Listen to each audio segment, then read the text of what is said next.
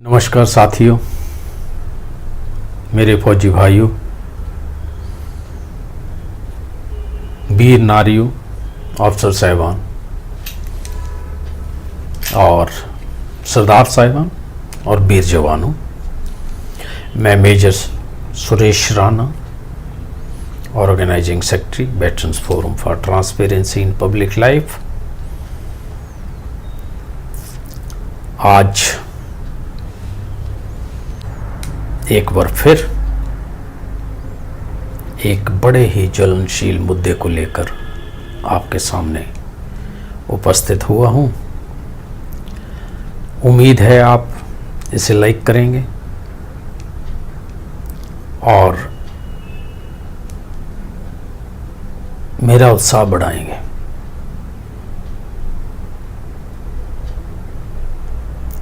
साथियों, veterans forum एक ऐसी संस्था है जो कि बिना चंदे के चलती है, बिना किसी से कोई डोनेशन नहीं लिया जाता, कोई पैसे नहीं लिए जाते हैं।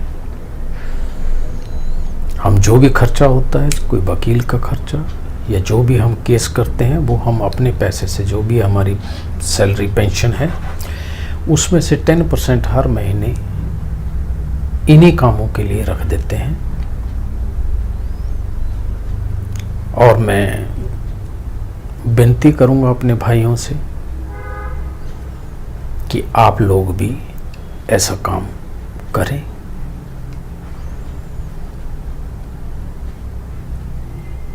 और जो एनोमलीज हैं उनको सॉर्ट आउट करने में मदद करें। दोस्तों, आज मैं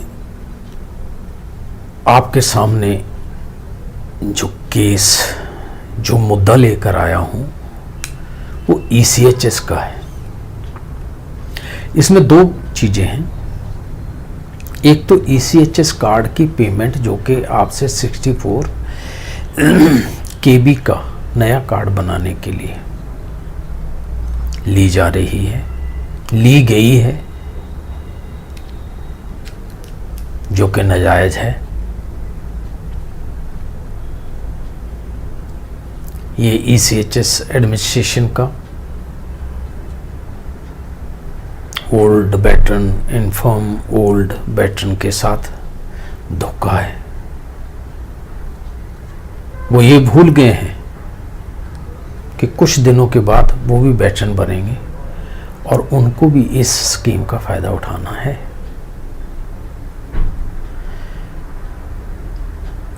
दूसरा मैं बात जो आपसे पहले करना चाहता हूं, मैं एक लेटर के बारे में बात करना चाहता हूं, जो कि आप आजकल एक कन्वीनिंग ऑर्डर, एक तो व्हाट्सएप के ऊपर घूम रहा है और मेल में भी आ रहा है, जो कि GOC MG and G area की तरफ से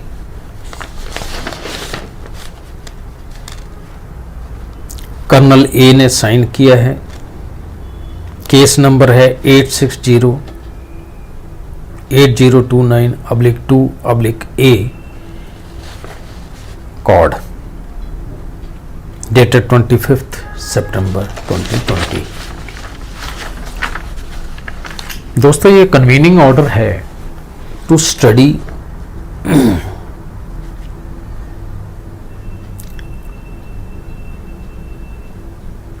the ECHS insurance scheme for ex-servicemen in place of the existing ECHS। और इसकी रिपोर्ट GOC साहब प्रिजाइडिंग ऑफिसर हैं, उनके साथ टीम है, काफ़ी सीनियर ऑफिसर्स हैं। इसकी रिपोर्ट की फाइंडिंग जो है 10 जनवरी 2021 को देनी है। मैं हमारे आदरणीय GOC साहब से पूछना चाहता हूं कि आप कौन हैं इसके ऊपर एक स्टडी ग्रुप को बैठाने वाले, किसने आपको हक दिया है? किसका ऑर्डर है? आप गवर्नमेंट ऑफ इंडिया के अगेंस्ट जा रहे हैं? आप इंडियन आर्मी में नौकरी कर रहे हैं या पाकिस्तान आर्मी में हैं कि आप गवर्नमेंट के अगेंस्ट जाएंगे?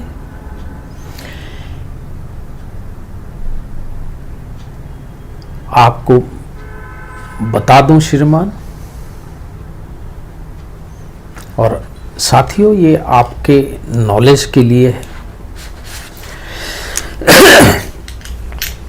कि ECHS स्कीम जो है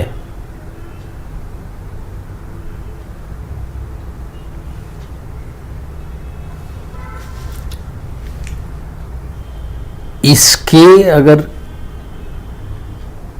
डेफिनेशन के करैक्टर में अगर कोई चेंज आती है तो आपका अपना veterans forum for transparency in public life किसी भी हद तक जाने के लिए और केस लड़ने के लिए तैयार है। दोस्तों, हमारे पास न शक्ति है, न पैसा है, ना हम किसी एडवर्टाइजमेंट या किसी पब्लिसिटी के मोहताज हैं, या ना हम वो चाहते हैं।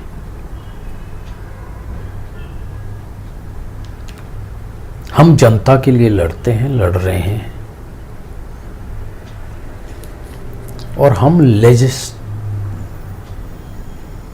कोर्ट के जरिए से सारे चीज़ों को हल करते हैं।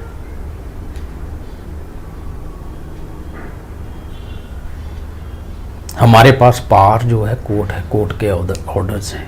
हम कोर्ट में जाते हैं, वहाँ से ऑर्डर रिलीज़ करवाते हैं और इसको लागू करवाते हैं।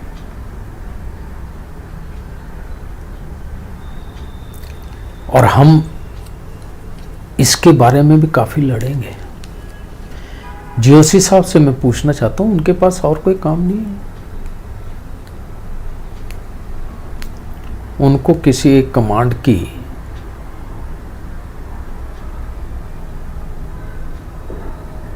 जिम्मेवारी सौंपी है देश की एक्सटर्नल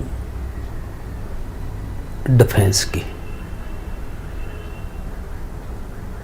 ना कि स्टडी ग्रुप लिखने की। वो PhD कर रहे हैं या किसको खुश कर रहे हैं? क्यों इतनी मैन पावर वेस्ट कर रहे हैं?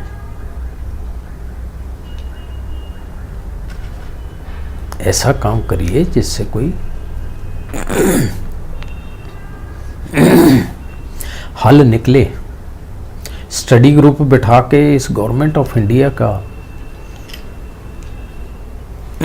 टाइम मत बर्बाद कीजिए। गवर्नमेंट ऑफ इंडिया के अगेंस्ट मत जाइए। और मैं व्हाट्सएप के ऊपर और भी खबरें पढ़ रहा हूँ और भी मैसेज पढ़ रहा हूँ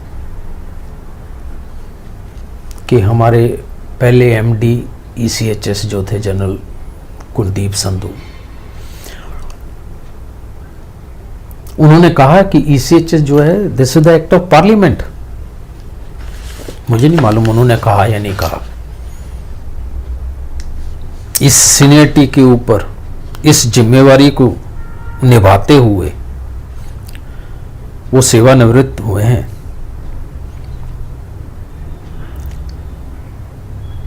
अगर वो अब भी ये कहते हैं कि ECHS is a parliament act of parliament, तो मैं उन्हें बताना चाहूँगा कि शायद उनको काम की व्यवस्था के कारण टाइम ना मिला हो एक लेटर पढ़ने का। एक गवर्नमेंट ऑफ इंडिया का लेटर है number 22 within bracket I/Q 1/US within bracket WE/D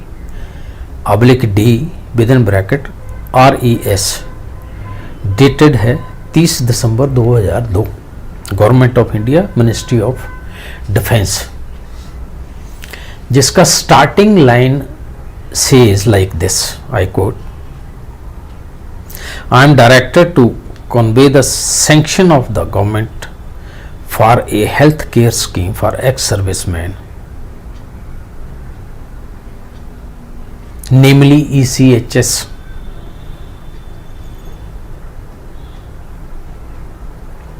Para 2A, ECHS would be contributory scheme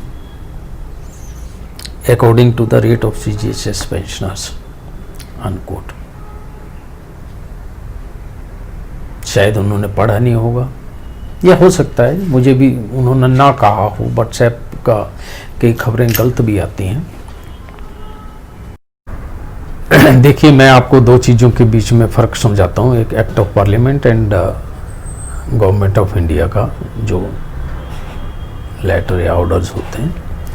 government act of parliament जो है, अगर ये बाहर से पास होता है तो आपको उसको अमेंड करने के लिए दोबारा से पार्लियामेंट जाना पड़ता है। ECHS जो है वो आपके CGHS के गाइडलाइन के ऊपर है। ये CGHS सिविलियन पेंशनर्स के लिए है, ECHS फौजी पेंशनर के लिए है, फ़र्क सिर्फ इतना ही है। और गवर्नमेंट ऑर्डर है, गवर्नमेंट ऑर्डर के लिए गवर्नमेंट कभी भी किसी ऑर्डर को वो चेंज कर सकती है, पर क्योंकि ECHS और CGHS कंट्रीब्यूटरी हेल्थ स्कीम है, इसको वो बंद नहीं कर सकती। अगर वो बंद करे तो it is a violation of article 14 of the Indian constitution. तो हमारा ये कहना है कि आप जब ये कह रहे हैं कि ये एक्ट ऑफ पार्लियामेंट है, ये गलत है। तो अगर ECHS के करेक्टर में जो डिक्शनरी मीनिंग है कोई चेंज होती है तो वेटरन्स फोरम उसके लिए हमेशा खड़ा है।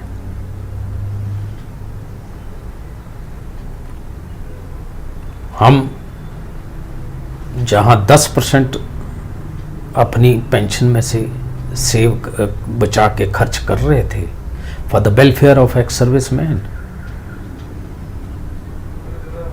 और हमने इस बारे में AFT में रजिस्ट्री नंबर 4041 केस दायर कर दिया है।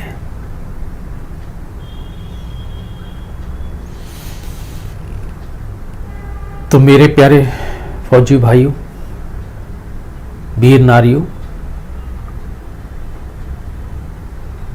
मैं आपको बताना चाहता हूं कि जब 2002 में ये स्कीम शुरू हुई थी तो 85 रुपीज़ आपसे कार्ड के लिए गए थे, बट ये लेटर कहता है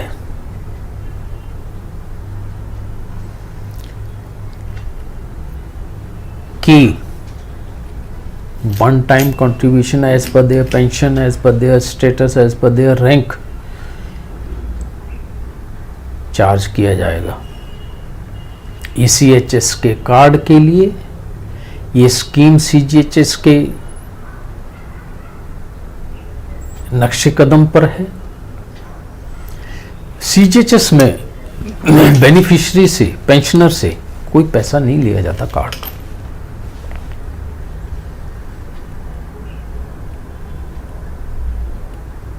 यह तो हमारे कर्ता धर्ता जो थे, जिन्होंने जो वहाँ पे अपॉइंटमेंट में रजिस्ट्रेशन में ECHS में बैठे थे, उन्होंने कभी सोचा नहीं होगा, ना ध्यान दिया होगा। मैं नहीं कहता कि उनका कोई इंटरेस्ट होगा या मॉनेटरी इंटरेस्ट होगा, मैं किसी को ब्लेम नहीं करना चाहता, पर इतने सीनियर अफसर उन्होंने कभी ये नहीं सोचा कि एक मेजर अगर ये चीज़ें सोच सकता है, veterans forum for transparency in public life का ऑर्गेनाइजिंग सेक्रेटरी अगर ये सोच सकता है कि हमारे जवान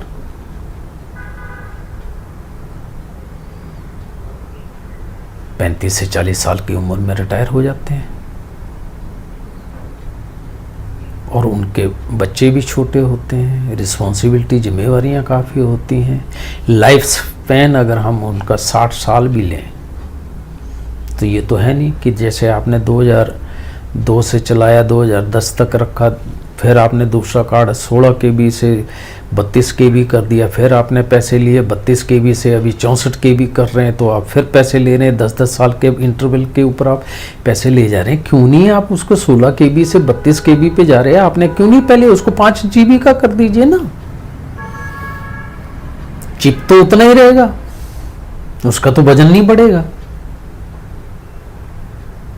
दूसरी, आप you are going against the order of government. CAG ने भी आपको मना किया कि ये आप नहीं ले सकते। आपने ये प्ली किया कि CAG ने बोला, पहले आपने कार्ड बनाया उसमें सारे बंदे इंक्लूड किए, आपने ये कह के CAG ने मना किया, और ठीक भी था वो। पर मेरा कहना ये है कि आप क्यों पैसा लिए जा रहे हैं?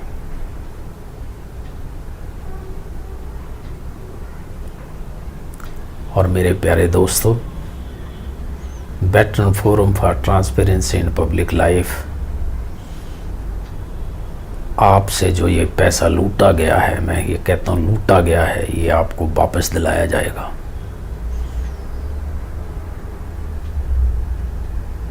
बात ये नहीं है कि पैसे आप नहीं दे सकते, पर क्यों देंगे आप?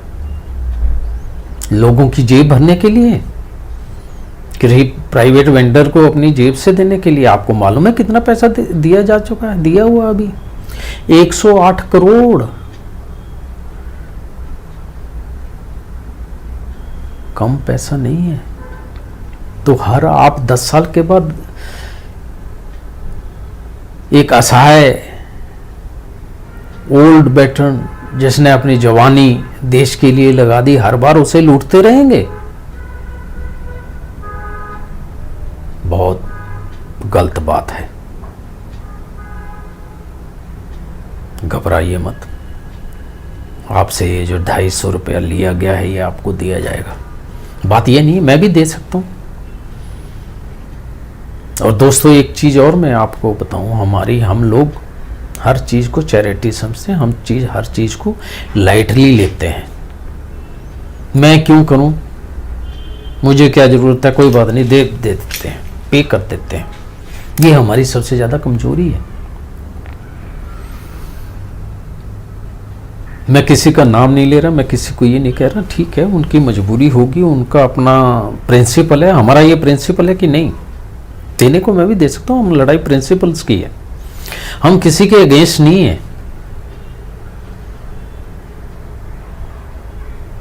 हम गलत चीजों के अगेंस्ट हैं।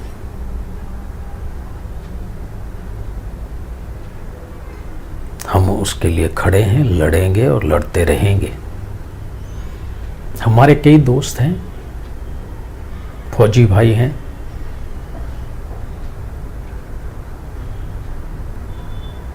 आर्मी में सेवा देकर देश के लिए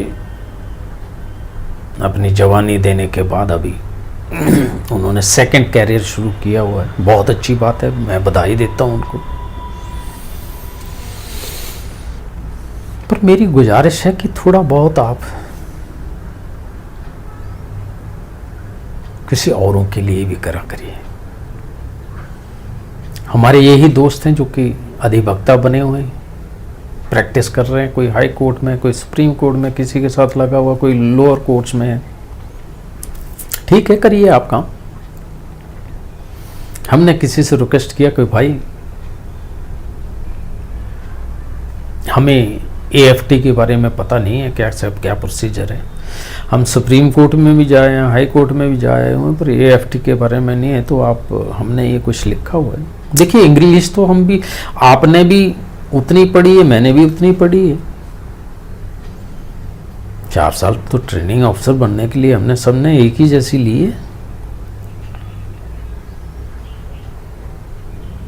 हमारी भी ग्रेजुएशन JNU से ही है और सिफारिश लगा के तो कोई डिग्री ली नहीं है किसी ने भी। हाँ ठीक है, आपका एक्सपीरियंस है, आप अभी सेकंड कैरियर में हैं, आप वकीली कर रहे हैं। तो जब हमने उनको बताया कि ये हम केस लड़ रहे हैं, तो उनका जवाब था जी कि हम तो इसके लिए फीस चार्ज करेंगे। जबकि ईसीएचएस के कार्ड के लिए उन्होंने भी पैसे दिए, पैसे उनको भी वापस मिलेंगे, पर उनको अभी फीस चाहिए तभी वो केस लड़ेंगे ये एएफटी में। तो ये बड़ी छोटी सी सोच है।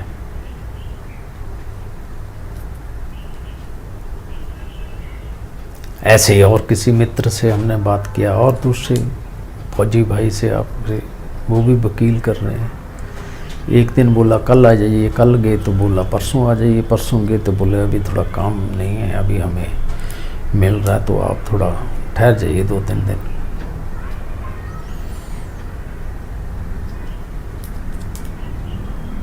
तो ऐसी मानसिकता आप क्यों रख रहे हैं? आपको पता है आप भी इसमें इन्वॉल्व हैं, आपको भी पैसे मिलने हैं, आपको भी वो होना है, ठीक है। आप ये मत सोचिए कि मैं 270 रुपये नहीं दे सकता या 175 रुपये नहीं दे सकता, या मैं 250 रुपया या 400 रुपया जो मेरा एक्स्ट्रा गया है। मैं तो एक आदमी की बात कर रहा हूँ, मैं तो उन जवानों की बात कर रहा हूँ जिनके घर में 4-4 कार्ड बने, 1400-1500 रुपया एक आदमी की जेब में से गया है।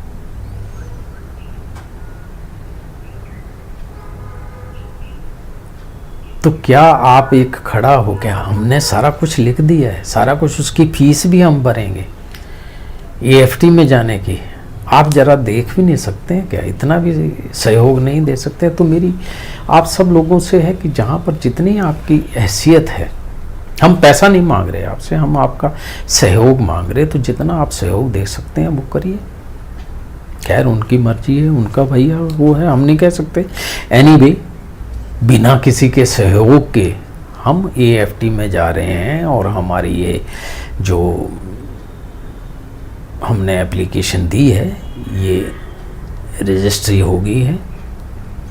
इसी हफ्ते शायद उसका नंबर भी आ जाएगा, हो सकता है नवरात्रों के बाद हियरिंग भी हो जाए। तो घबराइए मत, आपको आपके पैसे हम दिला के रहेंगे, इसमें कोई शक नहीं, इसमें कोई आप जीता हुआ केस है ये हमारा, हम जीत रहे हैं, हम पैसे लेके रहेंगे। और मेरे फौजी भाइयों, वीर नारियों से ये दरखास्त है कि अगर कभी भी किसी को किसी लीगल एडवाइस की, कोई केस करना, कोई आपको तंग कर रहा, कोई कर रहा है, आप हमारे पास आइए। जस्ट आप veterans forum for transparency in public life Google करिए, आपको सारा कुछ, हमारा एड्रेस भी आ जाएगा, नाम भी आ जाएगा, नंबर भी आ जाएगा, टेलीफोन नंबर भी आ जाएगा।